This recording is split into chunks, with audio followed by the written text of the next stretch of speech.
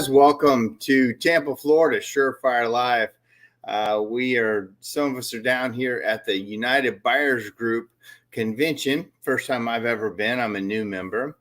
And they are starting to want to get into the chimney sweep world. It's mostly been for hearth stores and, people that buy a lot of appliances. And typically in the chimney world, we did not do that. So it was my first venture down here, and it's been really great. I'm in a hotel room, and I got delayed on my flight, and I really wanted to catch Josh Kelly's class. He's been a friend of mine for a long time, runs a very successful chimney company and hearth store in the DC area, and I'll have to clarify that with him, but I believe that's where he is. And I've known him for a long time, and I just heard really great things about his class that he just gave. And whenever somebody has a new class or a new idea or something that gets people excited, I always want to see if they will share that with the industry and with this show particularly. And so he was very gracious and said, yeah, I'll do it. No problem. Right now, we actually have a banquet going on that's starting right now. So he's missing the banquet. So am I. And but with that, he's really been a very organized systems guy, a lot like Chad Murray.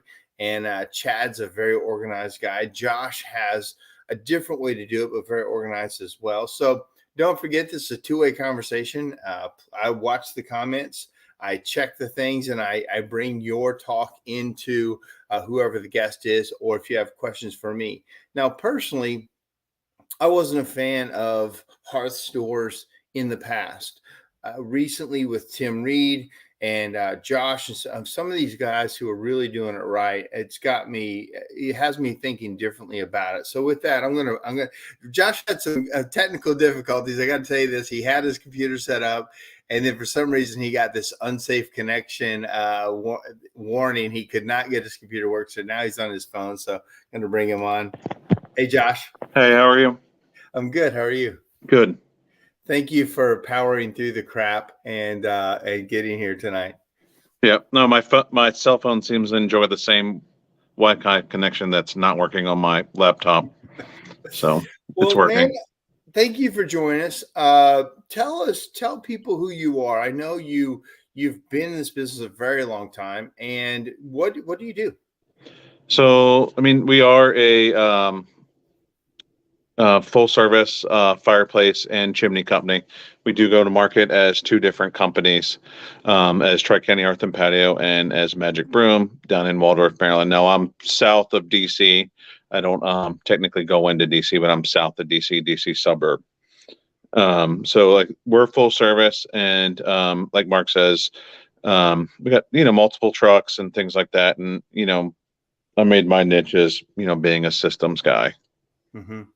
Yeah. So, are you second generation? Yes. Did you start this company, or are you second generation? Yep. Nepotism at its finest. And so your mom and dad started, I guess? Exactly.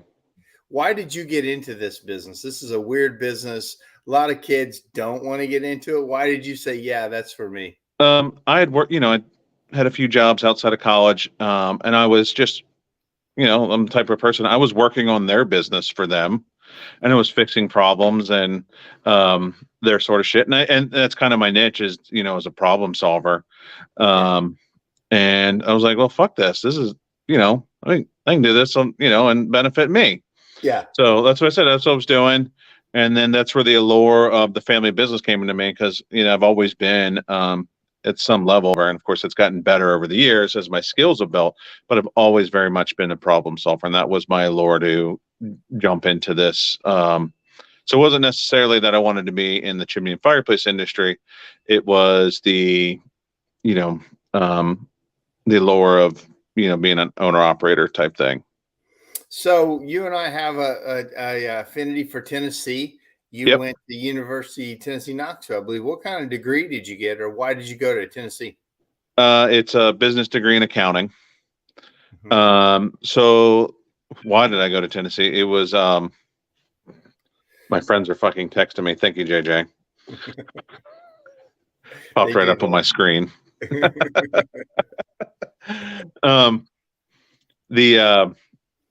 It actually was about dollars versus cents.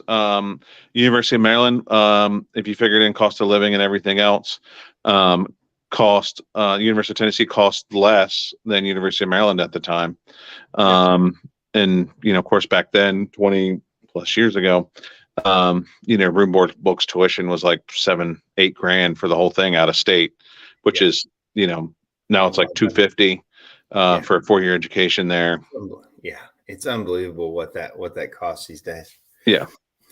So you got a degree in accounting. You came back to the family business. You decided that you could make the family business better because you're a systems guy. So the other day, and I've known you for years. In fact, I've bought some of your products in the past. You had a very well designed, very well thought out sales process for chimney caps, leaking chimneys, and those kind of things. And you kind of built that out proprietary. That was the first kind of really product I'd ever seen you have. And then I saw what you did with Dropbox, and you had an amazing, you could find anything in your company in Dropbox. And then recently you kind of showed that to the UBG group. So can you explain kind of how you run your business through your systems? Yeah. So what you're talking about with the marketing system that you purchased from me, it was about me when I was a technician, about not having to repeat myself over and over and over. You hate that. I hate it. And that's me personally. So that was about delivering that message as quickly and as concisely as I could, because I didn't want to have to repeat myself. And then, of course, then that turned into other things like, I started collecting data, things like that, manuals, and that went into Dropboxes and different things like that. And then you would start to build out checklists and forms in there, and different lists, and so on and so forth. And then one year, we were trying to onboard a new CSR.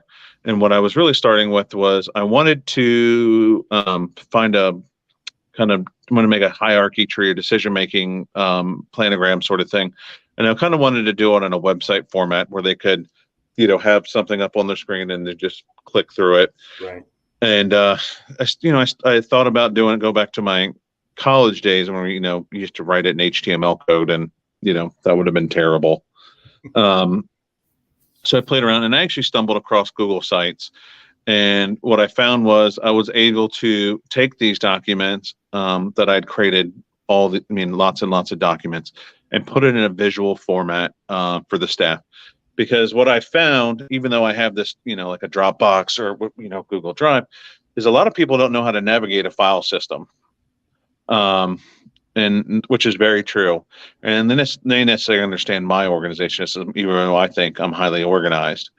But they understand how to operate a website. Just about everybody understands a website. And it allows me another media platform to get my ideas out and across to them. It's a way for me to organize documents, but it's also a way for me to hang videos, put trainings, in just, again, another media format. So it takes everything that's in that what you call quote unquote Dropbox and puts it in a very visual format. What made you want to share that with the UBG group today in Tampa? Or why did they ask you to show that?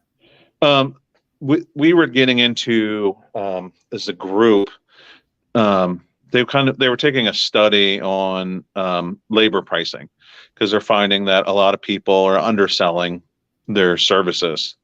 I found this out with a competitor of mine, a very friendly competitor, very good guy.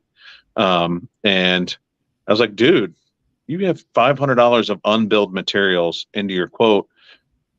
You're underselling yourself. You're losing money here. So they did a study, and then one of the things that happens is I had all our labor, like a lot of other people, I just like on a spreadsheet. And then people were just glazing over the spreadsheet because they got tired of looking at it. Right. So then so one day I sat there and I did this in Google, and actually a PowerPoint is what it is, that one document I showed you. And I just mapped it out in a hierarchy tree. So if you're under this category, installing this appliances, here's all the decisions that goes into making that. So if someone's saying, well, I forgot to charge because it's a sketchy roof or something like that, we need roof staging, they have to go through that decision tree to get to the right price. Right. And as they had said, there's some much bigger operators here. I mean, like much bigger operators. You saw that today. Some of the volumes that these people are doing is incredible. It is. And they had never seen anything like that. No one in the entire North America. And so you were a technician first, basically. Yeah. Then you started bringing in these systems. So what I really find interesting is there's a kind of a big dichotomy between the chimney sweep side and the hearth side.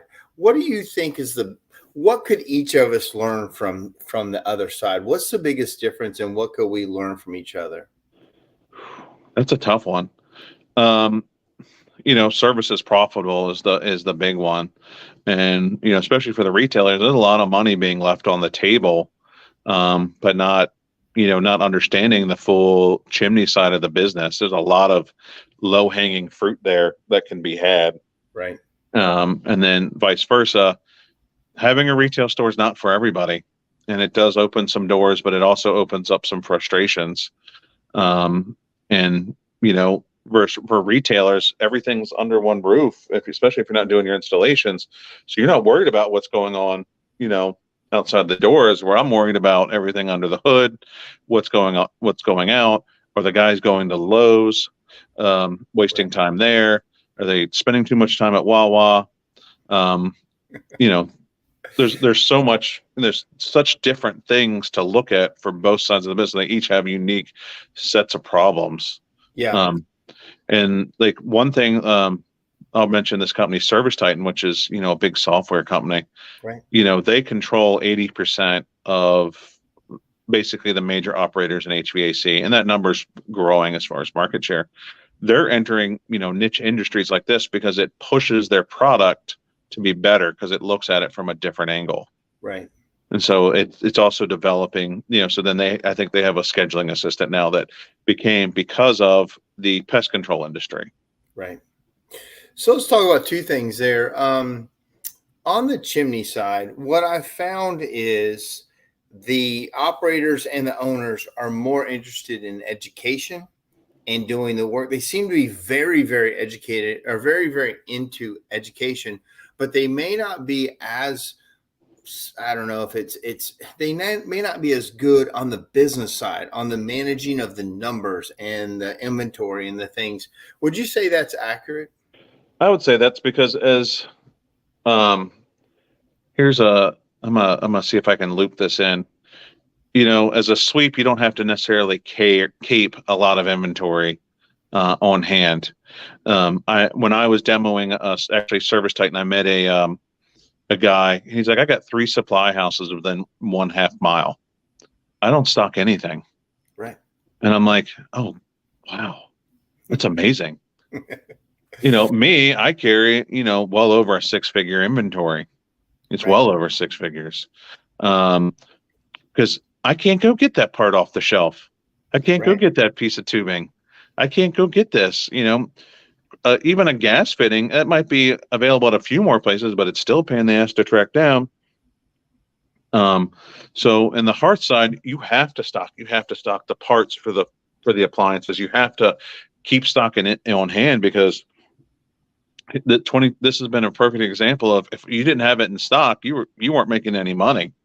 Well, that's what they talked about today. At the opening, he's like, it used to be just in time. It was okay. Just in time was a 1 week, 2 weeks at the most. You'd have pretty much anything, and that ship has sailed during COVID and the supply chain. What's your process or thought process on buying, on early buys, on stocking? Like, what's your thoughts on that? Well, you have to now, because so much of it is, when can I get it? And if I can say I can have it in 2 weeks, that makes a big difference, than me trying to scramble and find something, what's in stock, what's not in stock. Because there is a lot of that, and I'm a perfect example of that. I'll just get on Amazon mentality, and then people have that short lead time expectations. Right. So because like right now, I went to the Hearthstone booth today because my guys were asking me. It's like, hey, we're having trouble tracking down this unit. Can you go over there and talk to the big wigs? I was like, yeah, they're right over. I can see them from where I'm standing right now. I'll walk over there. And so I did. They're like, yeah, no, there's nothing we can do. Like it is completely out of our hands. Literally the units just can't be made fast enough. Yeah. And they're doing that through a partnership through another vendor that I deal with. And I was like, yeah, they basically told me whatever I ordered in December is what I was getting for the year for 2022. Oh my gosh. Yeah. So you're already, if you haven't ordered by December, you're not getting it this year from that distributor. Yeah, they're sold out on some products for the year already. Yeah. And they're not the only ones. No, yeah, I know. There's several people are, especially in the wood categories, that are already sold out for the year. Yeah.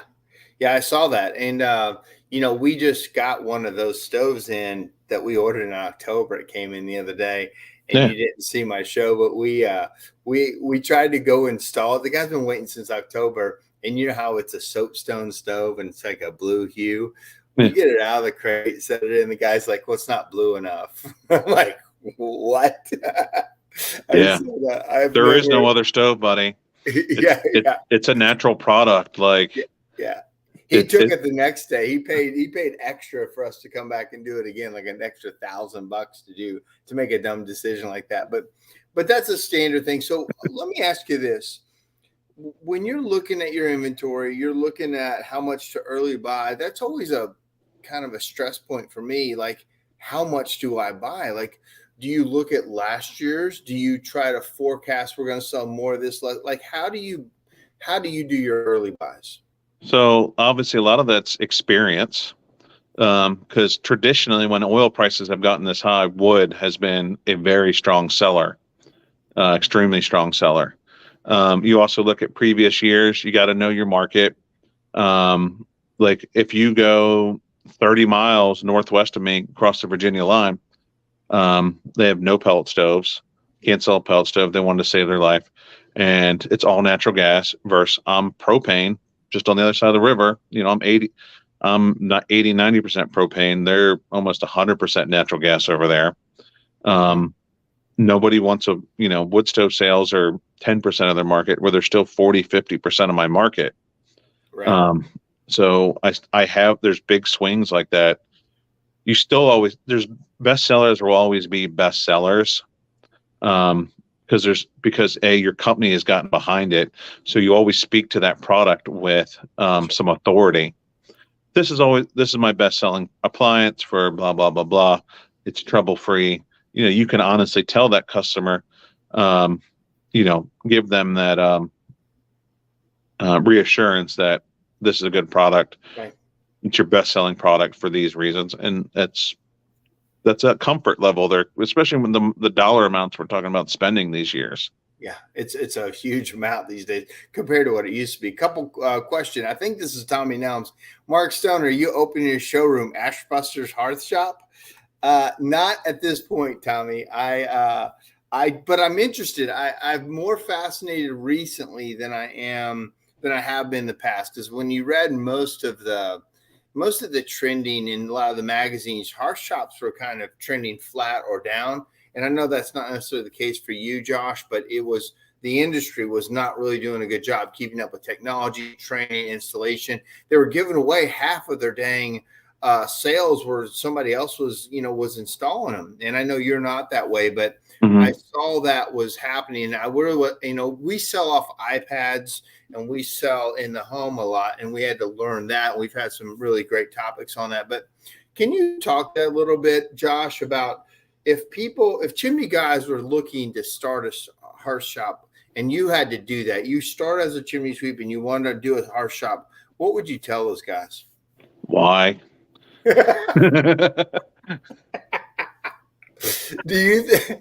explain that. Well, the first thing you got to understand is you are chained to a retail store, period. If someone calls out, you're there. I mean, you're the guy. Your retail store has to be open during the posted hours. period, unless there's an actual genuine emergency. Because Okay. what'll happen is people will pick up if you're on, and word will start getting out. Oh, they're never open when they say they're open, and that's a very, very, bad thing to happen. The hours are different. And then, my service techs come in at 7 a.m. The sales staff comes in at 10, so they can work hours opposite of their customers. Okay. Because if, I've heard stores have 8 a.m. openings. I don't know, how true that is, but, retail and, I'm pretty good. I don't have super late hours, but you still need those late hours into the evening, you know, anywhere from 5 to 7 days a week, depending on your mentality. And you are chained to that location. And if you're someone that's used to being on the go all the time, that's a big reality check of, wait a minute, I can't leave this, 500 square foot because somebody may walk in the door. And again, if someone's not there to take them, greet them, put on the perfect show, dog and pony show, because like your bathrooms have to be sparkling, the showroom has to be picked up. If the service truck's a little dirty, most homeowners can forgive that. But as long as everything's spotless on the inside of the house. Right. But when you come into the retail store, everything's got to be cleaned. It's got to be picked up. It's got to be neat. You can't have old product there. It's at least with hearth stoves, you're not used to hearth stores. You don't have to constantly rebrand, turn this, re-merchandise. But like if you're a real good store, like you need a woman's touch in there, who's someone who's changing over for the seasons. Like we're a bunch of dudes. Like I decorated once, and should be good for a good 10, 15 years. Yeah, I've still got that Lamborghini poster up on the wall from when I was a kid. Yeah, me too. Countach. Yeah. So talk about that for a second. If you were to start over, well, so you said why. So you gave some of the negatives of retail. What's the positive? There's got to be something in it for you, because you just upped your game. You got a bigger place. You rebranded, like you did an amazing showroom, maybe one of the best ones I've ever seen. So tell me why you would do that. What I did that because I wanted to be the best, and I mean, shit, you've seen my tattoo. I'm a big hairy American winning machine. I won't settle for anything than being the best. And that was my mentality. It's like, I want people to come in here and I want them to be wowed.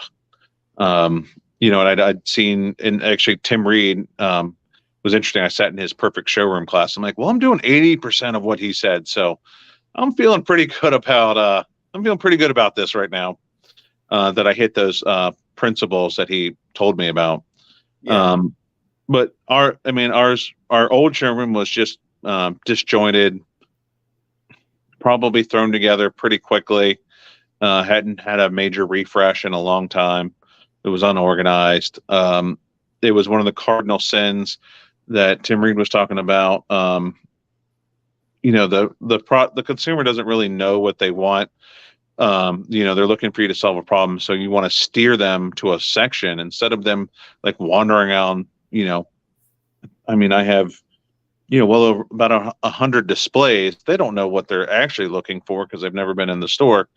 So just getting that, it needed organization, was one of the main things. And it's really opened my eyes to the retail customer about, because they like to, stand back and then they want to take it all in. They don't like walking around islands. I learned that, which surprised me, because I'm like, well, it's just 3 feet to the right, but they didn't like that because they wanted to be like back, forth, back, forth, back, forth, back, forth, and really look at the unit side by side and determine, does that really bother me in the same setting as this? Does this, because some of it, there's a large aesthetic component to it. Right. So, and I'm not sure who this is, and I want you to speak to this. Unless you guys tell me otherwise, I don't want a hearth shop. I want to bring the hearth shop to the customer. I don't want to have a staff, a showroom, but I may be wrong. I'm all ears. I'll be honest with you, you're going to have a hard time winning all the customers because there's a lot. I mean, we're talking about appliances that I don't think I install anything under $5,000. And as me, I would, a lot of people aren't unless they can touch and feel it in advance. Like, are you going to order a couch without sitting on it first? At least sitting on it, right, and finding the quality of it. Because I'm not, unless I was, 20 and didn't care because it was just $500 or what, well, not even $500, but with this level of dollar amount, it's important for them to be able to visualize, touch and feel, see the product. They don't get an idea of firebox size or glass viewing area. They need to, like, okay, over here, and they don't understand that I always call it a Build-A-Bear. When he's ever had kids, you've been suckered into Build-A-Bear. You don't ever walk out with a naked bear. Right? That's a good point. The bear's $20, but you're spending $100 before you leave. Yeah. So are you saying yes, do it? No, don't. You don't. Do it, you don't have to, like. It? You don't need major square footage like I have. I mean, you're seeing the culmination of 45 years of hard, sweat and tears to get to that level of showroom. Plus, I've had more competition over the years, so we needed to separate ourselves some more. But there needs to be some. Like I said, you're not going to win a lot of customers unless they can come in, sit down with the spouse, feel the heat off the unit, qualify. I find there's a big outfit out of Northern Virginia that does not do a very good job of qualifying their customers. And then they come into my store and they're blown away by the heat of, what do they really want? They said they really want something that would heat. Right. And then this is the product you wanted. Yeah, I can totally see. So, I was at one of the booths today, and the guy had a complete virtual showroom. It was the guy who did those stone mantles. He rented a space. There was nobody there. They had cameras, and they had all their displays up, and they literally sent the customers a remote lock button. They unlocked the showroom. The guy went in. They have a place you sit. They talk to them, and they have displays of their stone mantles. That's all it was a stone mantle thing with fake fireplaces in it. And I'm wondering if that is not something, like, for me, my argument, I'm just going to play devil's advocate. I got 30 guys in the house with iPads, and I'm going to show you everything. And there is a group that want to see it, feel it. There's a big group that trust me and say, hey, Mark, if you say this is the one, we're going to do it. What do you think the future is? Because let me just say this. You built a destination hearth shop. Mm-hmm. You went big. You went, gosh, you've got to go see Tri-County. You've got to see that because it's another level. But the guy that's stepping in, what's the future? Like I said, I think there's always going to be some level of brick and mortar in this industry because certain manufacturers aren't going to sell to you unless you have a showroom.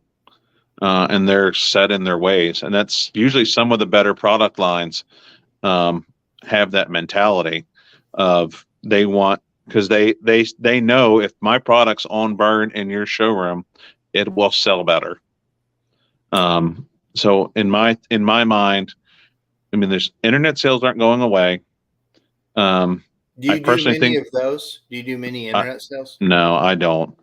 I personally think that person who buys that level of appliance that is, it's fire and thinks they can just do it on their own is kind of crazy. There's a few of them that can do it. I agree with that. There's a few of them that can do it. I will sell them that appliance. Usually they fail on some level. Fortunately, we moved to contracts when they want to do their own installations that says, well, if you screw it up, it's on you. It's not on me. Oh, so if they buy it, say they're going to install it, they don't use your install team, you move to a contract that says what? First of all, if installation, because you didn't install it correctly and the unit's not working correctly, it's not my fault that the unit's not working correctly. Which is probably majority of the time. Yeah. Oh, I know. I had a customer, and I only happen to know that he called my competitor in the area because he posted, because we're friends on Facebook, and the name is a name that because it was like the same as the musicians, and I was like, and I told the guy the fireplace, so I was like, "What's going on with the fireplace?" He's like, "I don't know. We're going out next week. I'll call you." Oh, sure. And I got a text when she said the guy completely ignored the installation manual, and this was a $3,500 fireplace, just the fireplace. It's like the guy completely ignored everything. So let's talk about that. What do you do? And then how do you feel about installing other people's stuff? They bought it on the internet, but they want you to install it. So at this time, I don't have the capacity to do that because we're busy with our own installs. The one thing I will say, I'm 100% on the hook, no matter what, for that installation. It doesn't matter. It doesn't matter how long ago I did it either. I'm 100% on that hook. So the risk to me just isn't worth it. So you don't install. Other people say, "Hey, I bought this." No matter what you do, like if you do the venting, you do the install, you write off that you're not responsible for the thing. You just don't. You say it's a capacity thing. Let's just say you had the capacity. How would you feel about it? Probably not. Still, it's such a liability. And then again, I watched Lee Roth do it. I watched Lee Roth do it. He's like, if the appliance broke, you're still paying me.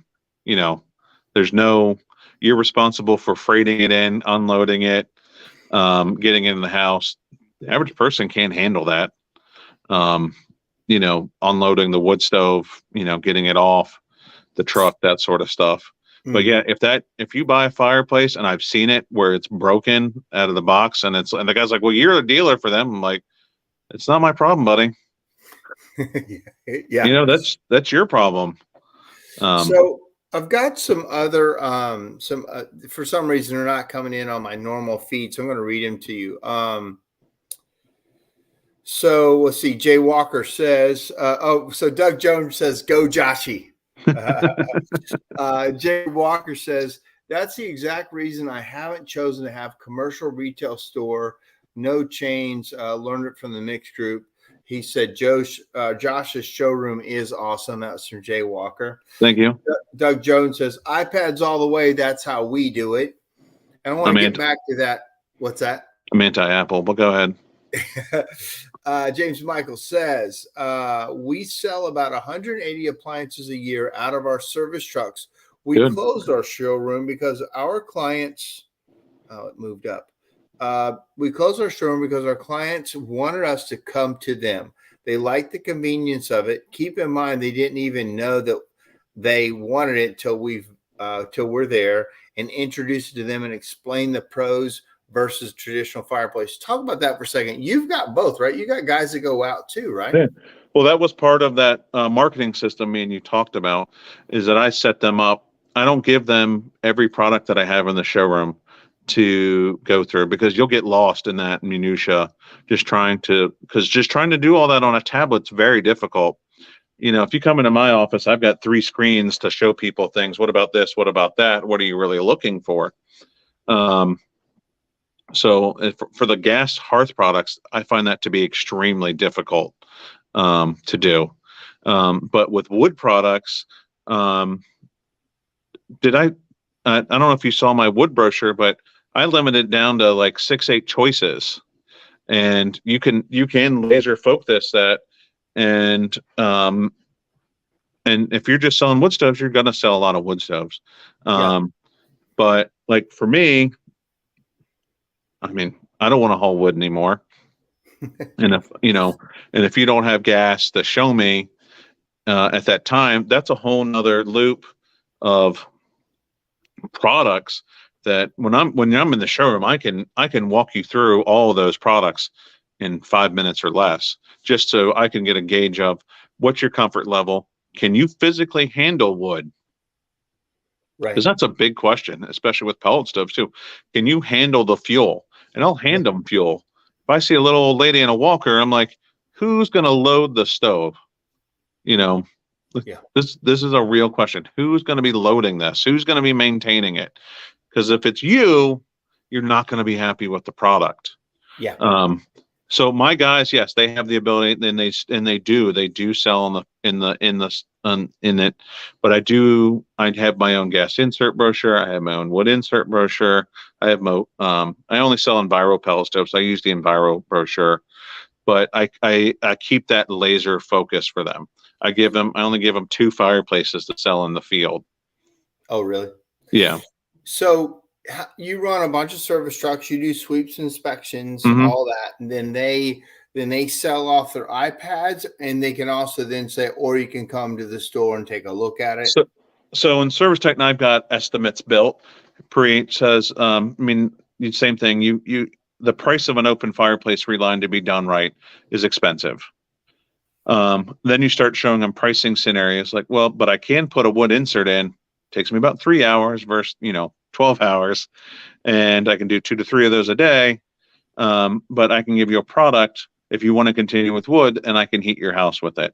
And then this is the one I recommend, for your house. And you can sell a shitload like that. I mean, just a shitload if that's what they want to do. And so my guys can hit one button, all those options up, and then you can have that conversation with, hey, price A is for an open fireplace, B is for my best-selling wood stove. Gotcha. And so they can have that conversation. So all that is very visual on the tablet in front of them, in front of the homeowner. And again, even though I'm a very digital guy, the brochure is not going anywhere. What do you mean? Well, because it's that tangible product. I got a safe Oh, brochure right here. Like right. it's very tangible. It's something they can. Now I'm very big on rebranding, so I like to control the flow of information. So Yeah, you change the names of some things so you can't be shopped. I noticed that. yeah, Like in your brochures, you don't use certain brand names, say for waterproof, or you called it water shield. water shield. You may use the brands, but you don't want to be shopped. So I noticed that in a lot of your branding that you protect the brands you use. Yep, Instead of bragging on the brands, you actually protect them. exactly. Because it's a negative conversation when that guy goes, well, I can find it on Amazon for cheaper than what you're installing it for. So interesting. Yeah. I noticed that you did that. I thought that was super smart. That goes back to I hate repeating myself. And the second that guy says that, you've already lost the sale. Because Right. the chance of you closing that guy at that point is, very next to nothing, unless he really doesn't want to get on a ladder. But if he's already price shopping that product out, and he's already upset, it's a negative conversation that you're going to have to recover from. Yeah. Because I'll be honest, if you're telling me it's going to fix a problem at my house, I'm personally going to research that. Because I like that information. I'm personally going to research that. So what it did was control the information where they're going from. Because again, if you were to search on Water Shield, which is trademark, other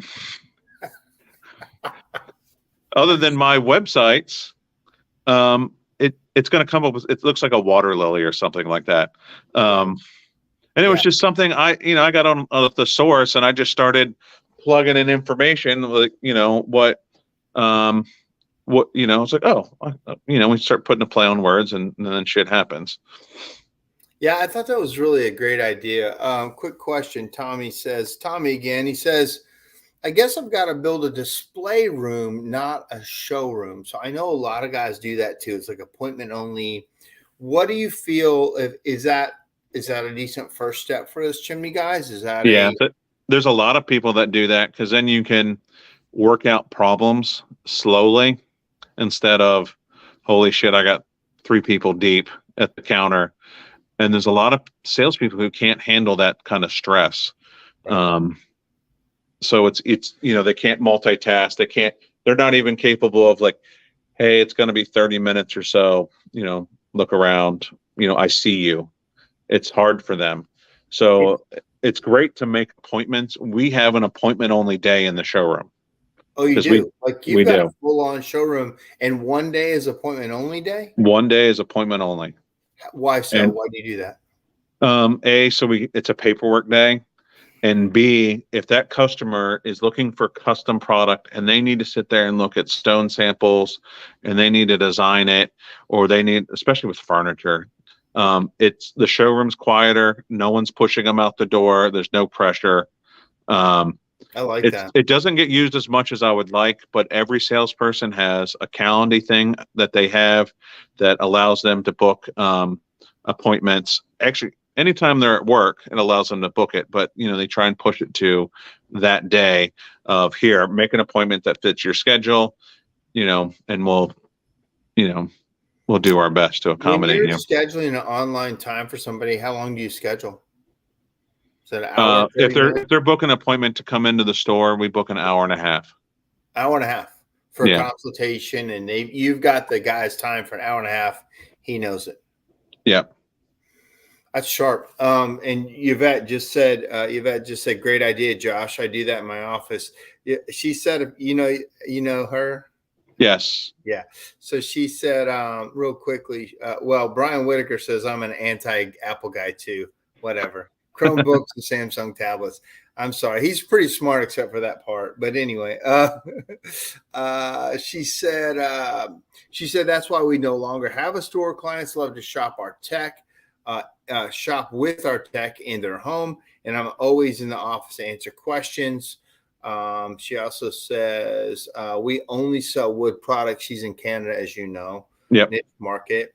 Between brochures, YouTube videos, tech knowledge, we no longer sell from the store. The techs can do it all from their iPads. The pandemic made us do this type of selling, and it works. So tell me about the pandemic. What happened for you guys? What did you learn from it? What do you do differently? Not a whole lot, personally. Our showroom's big and spacious. We never 6 foot, and no problem everywhere. no problem. Yeah. I mean, if they're gonna, the people that are really scared weren't inviting you into their home anyways. Yeah. Really and truly, they weren't. The people that didn't care were the ones who would invite you in their home. That's what I found. I mean, there's a lot of people who just said, "Oh, now we can have the service done. It's over." Right. So let's bring this full circle. We got a few more minutes till we're finished. Great questions tonight. Thank you guys, and thank you for. I got a note from Tommy, said you guys killed it. Thank you and Josh for doing this. Tommy Nelms, he's the president for CSIA. Yep. Let me ask you this. Talk about what you talked about here, organization of the company assets or the proprietary stuff, all the answers that are in Josh's brain. You basically hate to be asked a question again and again. So you unloaded your brain, and I've seen you do this for years. So this is not a fast thing. It's more like a constant process for you to get the information out, and then you share it with everybody. Like some companies I work with, like the owner holds all the keys to the castle, and you're like a key making machine. You're like, I don't want to hold anything. I mean, that's how you're wired. Yeah, no, because what does that do for anybody? It doesn't empower anybody when you're just holding the keys. One thing I always saw that I always hated, because again, you have multiple locations, and it's very and McDonald's is a perfect example. A Big Mac tastes like a Big Mac in the U.S. or in Russia, it's ideally. And you got a real look at that when they closed down the Russian distribution chain right now. They worked with the local farmers to grow a certain kind of cow and to get the right beef. And you learned about all that billions of infrastructure they put into to make their product the same wherever they're at. So if you have a policy, so I'm sure it's the same for all your locations. Right. And how do you update your handbook? That's always a big one, because as business owners, we're always plugging that dam, right? Like there's always someone finds a new way to piss you off. Yeah, or get That- around your crap. yeah. Yeah. They're always finding it. So then you're always, so you're always plugging that dam. And then, and on day one, we're also great about handing someone a 40-page book. Here's our company handbook. Have a nice day. Yeah. And what do they do with that, right? They don't It's ever gone. read it again. They read And it once, yeah, maybe. if they even read it the first time. Correct. So what it does is allow everyone in the whole company to be connected, not for the HR person, just to keep that. Oh, I just got the book, it's behind me, and you got to have to walk through my office and pick up the book, and nobody wants to do that. So it allows them to be on any internet connected device. If you want to know what the attendance policy is, you can pull up the attendance policy. If you want to know what our drug testing policy is, you can pull it up. If you want to take time off, the form's not paper form that you have to go into the office for. It's a digital, and then it gets emailed to your supervisor for the request. Yeah. And you built this off of, I had Chad Murray on here a few weeks ago. He talked about Connect Team. You built this off Google that's correct. Sites. You built a website. Now it's internal, right? Or can people see it? Only employees. Yeah. So then they've got a link to it. They go to it, and literally everything from phone scripts to, or does certain people have certain access to certain things, or does everybody have? Everybody has access to everybody's job, except the managers have a separate area that only they can access. Okay. Just stuff the average employee doesn't need to see. But everybody's job description's right up there, their responsibilities, how to do their job. There's trainings that I've put together, SOPs. It's all there for the entire company. Well, and then you've got all the installation manuals. You've got your whole process. It's just incredible. I'm always, because I'm not wired that way. No, you and I are, we're wired differently, but damn, you're a great front man. I'm a great back of the house man. Yeah. Me and Chuck Hall are front man. You and Chad Murray are back guys. You guys are systems guys, and I'm just so fascinated because it's not my strength. And I wish your iPad would work. I mean, your connection would work so you could show it. But is there any way you can explain, or can you show anything? It looks like you might be looking for something. No, I was writing myself a note because I'll forget. Okay. Well, so let me just say there's a couple. Jerry, I don't know if Jerry accidentally hit. It looks like he might be watching. I don't know. Does that mean anything to you, Josh? No, that's a fat he finger. might have just accidentally typed it. I didn't know if he was trying to send I'm pretty sure he's traveling. Oh, okay. So quick thing from Yvette. She's very, I love her. She won a great award at the NCSG a couple weeks ago. Let's see. Let me just go through. She said on the phone. Oh, so when I asked you what was different about COVID, she says she does a lot of on-phone appointments instead of in-store appointments. Did you find that to be a thing for you? No, not like I said. For us, I find that the people who were, I call them COVID scared, they didn't want you in their house anyways. Yeah. They didn't want you, and they wouldn't come into the showroom. Right. Because you're like, ma'am, I'm not. Because you have honest conversations with them. Like, ma'am, if I'm going to be in your house for 2 days, I'm not huffing and puffing through a mask for 2 days, or 4 hours, or even an hour. And you just got to have that conversation with them. Because like I'm not. I like air. You, my guys, like to breathe too. That's the best line. I like air. Yeah, I like air. And like my friend John was telling me, he's a part-time ENT. He's like, he had to carry someone up a hospital. He says that his N90 mask was like going in and out like fish gills. Yeah, I believe it. Yeah, it gets pretty claustrophobic. Brian Whitaker says, "Hey Josh, I walked around inside your store virtually via Google Maps here, Tri-County Hearth and Patio," and he actually put a link in the thing. Yvette says, "Oh, got that. Plugging dams every day, LOL." Yeah. And then Jillian Stewart says, "I would love to see Josh do a class on building this system." Oh, it moved. It sounds amazing, but a tad overwhelming. You've just built it over years, and you then kind of combined it. I did. So it started with just making flows for the office staff to bring CSRs up to speed, to give them visuals on what's going on in the field. Like one thing I learned a long time ago, one of the office girls taught me, the way everyone may have their own way of describing something. And by having that picture in front of them of, let's just say, the top, roof up from the chimney, they may be able to explain it in their own terms of what the homeowner is looking at, like that. So I've got a section with nothing but fireplace photos, just so they can say, when the customer says, if let's say if they're trying to identify, we have a pretty good decent amount of prefabs. Then you ask them, is it an all masonry fireplace? And they say yes. So many times that's not the case, because then you can start asking questions like, do you have louvers top and bottom? What is on the outside of the house? Outside of the house, is that brick? Is that masonry? What does your cap look like? And so I have a section just on identifying caps. Wow. Like, so let me to go to that point from Jillian a little bit.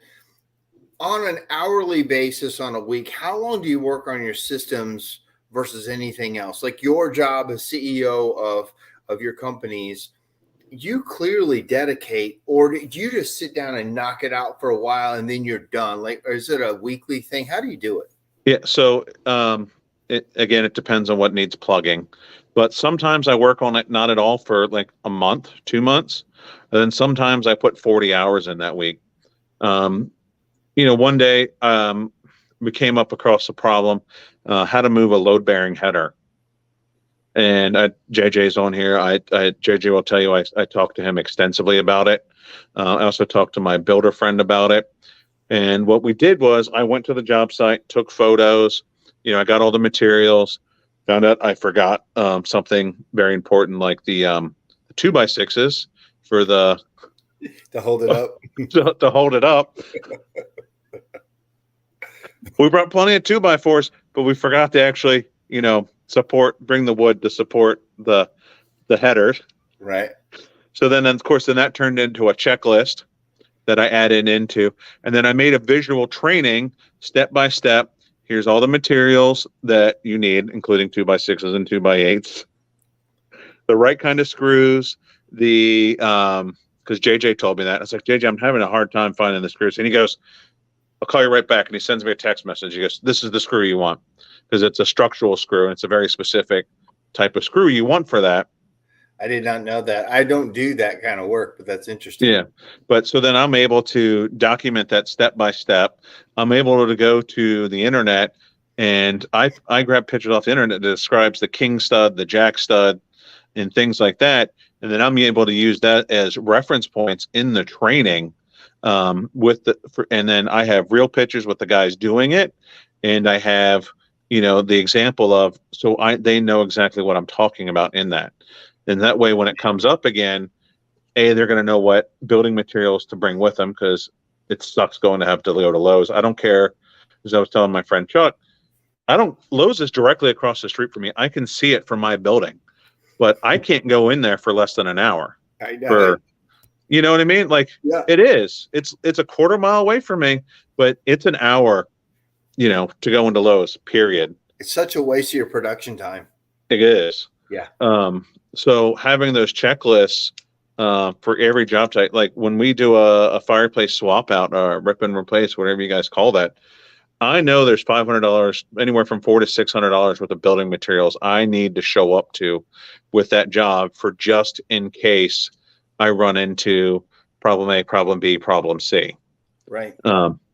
That way, and it's all sitting there by the warehouse door. That way the guys know you have to take 2 sheets of Durarock, you have to take 8 studs, make sure you check these screws, these nails, all this stuff. That's good. I missed part of Brian Whitaker's question. He his question was long and it dropped down into show more. So here's his question to you. How much of your store is showroom and how much of your location is warehouse where you store products in the back? Also, I noticed there's an upstairs level which you can't go to virtually. What's up there? Patio furniture. It's all outdoor furniture upstairs. And 50% of that building is warehouse. Okay. How big's the building? It's like 10,000 square foot. Okay. So you got a 5,000 warehouse, 5,000. The building's 140 by 80. I only know that because I just mapped it out for the remodeling purposes. So to his question, so you got patio furniture upstairs, you got your main fireplace stuff downstairs. How long did you take to did you remodel or did you move into a new building? No, we remodeled. Okay. But it was a complete tear it down remodel. I ran new electric. I ran new electric. I ran new gas lines. We did all new framing. It was a shell, and we basically built it back up. To that point, anybody's listening, I think it's super handy for guys to show pictures of what they're doing and how they're doing it. It inspires all of us. It helps us understand more about what's out there, because sometimes you get in your own world and you wouldn't know it unless somebody shared it. So for you, I learned a lot about your operation by what you're going through, the good and the bad. It was a big undertaking. Jerry said it was a butt type. It wasn't a secret code. And Jerry says, Josh's in-house site is truly an unreal example of how to build systems. Al Levy looked at them and was blown away. Al Levy's a big process guy. He said he couldn't do anything for me. He said he couldn't do anything for you? Really? Yeah. He's like, what do you want from me? I was like, I guess confirmation that I'm a badass. Well, sometimes you need to know that, right? Well, it's interesting because we're both Jewish. I notice he has some of my grandfather's tics. So we have some of the same background and things. And he's like, yeah, I'm not a people person either. Yeah, that's funny. Yeah, he's been around for a while and done a lot of good work. And I know Jerry works with him and Eleanor works with him. You've gotten a lot of great compliments. A lot of people are impressed, but I really wish they could have seen even what you showed. So what's next for you, man? What do you do for fun? Tell people why the heck are you doing all this? Why are you building it? What do you do for fun, man? Well, because I want to be out of work more. That's why I want to download my brain so they know what to do. Because perfect example is man, hey, we need to call the recycling guy and get him to pick up. Well, who was that again? Right. Come on. Yeah. You're basically building freedom. By building your systems, it builds you freedom to do more of what you want. Exactly. And it was pretty funny. I was standing there with a guy in another class who had taken my class, and I was like, look at this shit. And I showed him my a chat I was having on our inner office chat with my service manager. He goes, look, boss, it's not on the site. and he was right. I knew that particular you tell everybody, you're like, you better not be bothering me. If it's on the site, you're going to be in trouble. Yeah. And that's, and one of the things, it's simple stuff too. Hey, I need tech support for this company. Can you call them for me? No, you have a company supplied cell phone. You're on the clock. Right. And one of my favorite sayings is, how many monkeys does it take to fuck this football? Oh no. How many? Yeah, exactly. One. What? Why do you need me to get involved? Or if they call me for troubleshooting and I'm like, well, and I've gone through the process of building troubleshooting guides that are generic, and also that are for gas systems that are valve specific, engine specific. Wow. So ProFlame 2, that's the most common in the industry. I've got troubleshooting guides. I've got troubleshooting videos I've acquired from vendors. I've downloaded their videos. I put them on my own secret YouTube channel. I've done all that to make sure that information is I'm not working on that stuff every day anymore. So no, I don't remember the voltage that it's supposed to get to this point, because I actually had to look it up the other day and I was having trouble troubleshooting. I was like, I pulled the troubleshooting guide out when I was helping train a guy on a unit. I was like, there's no shame in that. Yeah. But I learned a long time ago when I was getting my NORA or oil certification, when I was getting my silver cert, and my instructor, who's a now friend of mine, Gary, he had a mentor by the name of Skip Lincoln, I think his mentor's name was, and he said, Skip said, Gary, do you know what makes me the very best technician? He said, well, yeah, you've just been doing it forever. He goes, nope, doesn't make me the best technician. What makes me the best technician is I know where to get the answers. Right. And yeah. You're that's kind what of a I've technician at heart. I mean, yeah, you started as a tech, but you learned to build out a whole different system so you don't have to actually stay the technician. exactly. Yeah. And like it's turkey season. I don't want to be working right now. Right.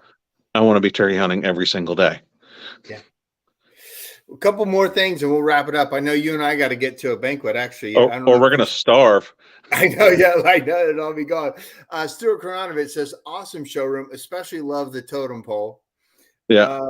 Doug Jones, JJ says he just wants to buy more knives with your time and money. I do think have you a knife buy more collection. guns. You got a heck of And a guns. But have you not seen the knife collection? No. I'll show you at dinner. Okay, cool.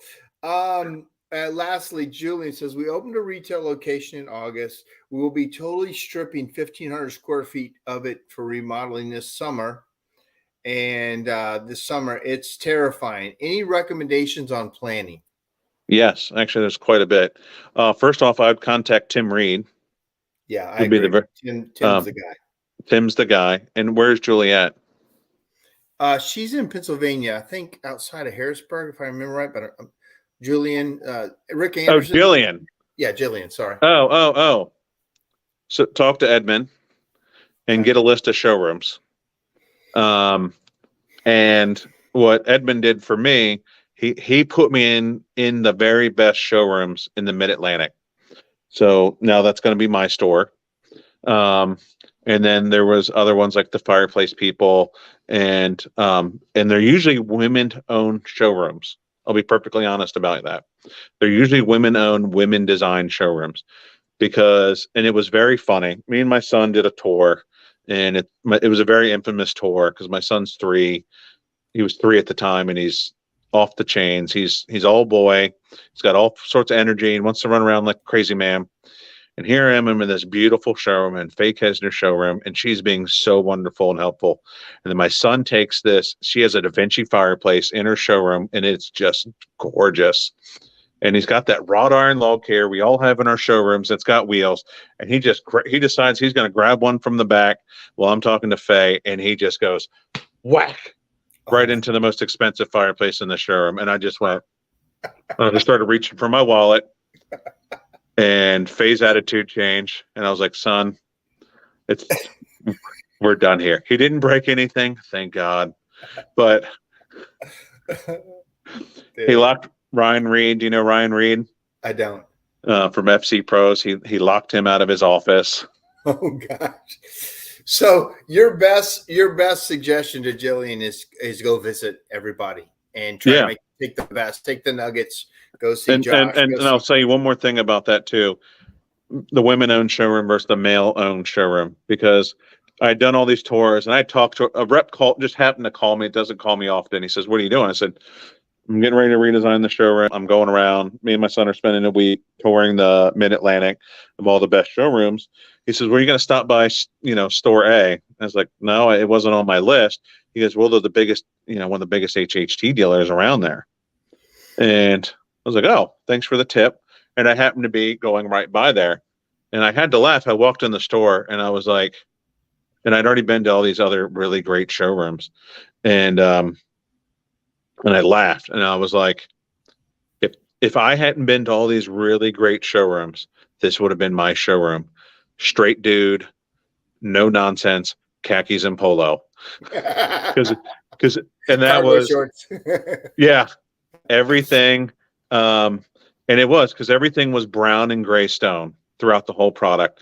Everything, the whole store is sterile. It's clean. There's nothing wrong with it, but it's, but it's just brown and gray stone throughout the entire store. I go back and look at the pictures, and it's like, and the lighting is different than these showrooms. So there's just so much to look there. Yeah, I think to your point, and we'll wrap it up, is that you kind of need to build a if you're going to go hearth store, I think you need to build a destination hearth store. Make it just as good as you can and get as many ideas and make it something that wows people. I think that's what's missed a lot. And especially with the older showrooms where people haven't put a lot of time into them, they're just getting dated and old. Your point. Well, Tim hurt my feelings a little bit. What's that? Tim showed a picture. He's like, well, what is this display wall showing? And it was like, we all have it in our showroom. And it was an insert wall, a small insert wall. Yeah. And it was just brick up there. And he was like, what is this really showing? I'm like, it's showing inserts. And he was like kind of downplaying. And I was like, oh, I just put a 65-foot wall in like that. Tim is great. I want to have him back. He really understands sales. We just got a notice from Chuck Hall says we are late for dinner. Okay. All right, guys, we're going to wrap it up. Josh, thank you so much for your time. You're so wise, and thank you for helping everybody and giving them some insight on your operation. You're welcome. See you shortly. All right, thanks. All right, guys, thanks for joining us. Josh is just a blessing for the industry. He stays kind of low key. He's a backstage guy, but he has some really great things, and hope to bring him back so he can show some more of what he does.